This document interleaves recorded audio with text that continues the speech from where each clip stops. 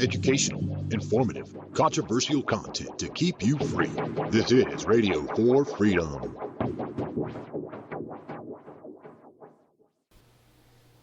Hello, this is Phil Garris, and this is Radio for Freedom. On today's show, I like to take up where we left off yesterday in reference to the City of Orlando's increase in property tax of 17.7%. As I mentioned yesterday, I call that 20%. Yesterday, I had a chance to talk to a few of my friends about this issue, and most of them said, what's the big deal? The citizens are going to get a new arena. They're going to get a new football stadium. They're going to get all these improvements. This is great, but I don't think it's great because I feel the city is using force to force people to pay taxes that they don't necessarily can afford or approve of.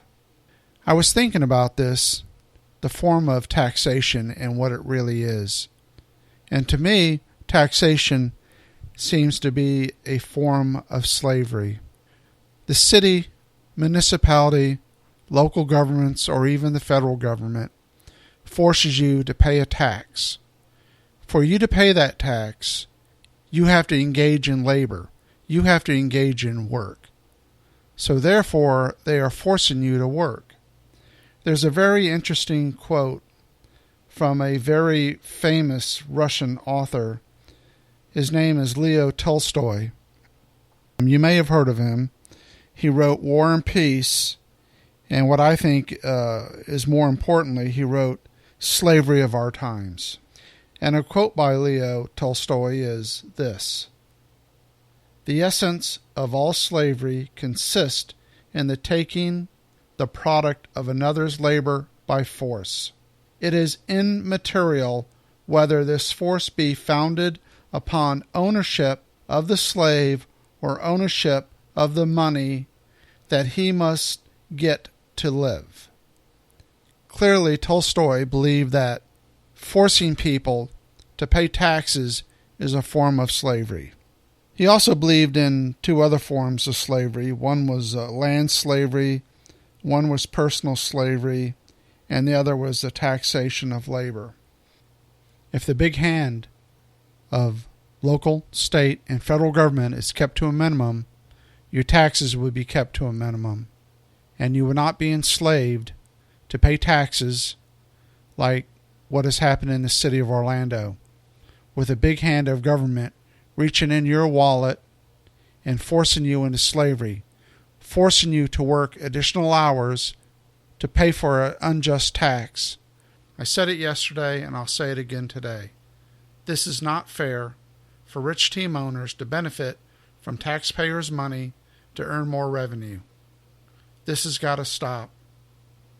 Hopefully, this chat with you has helped you understand taxation and the tyranny of taxation. And I hope you band together, and I hope we can do something about this. Thank you for listening, and have a good day.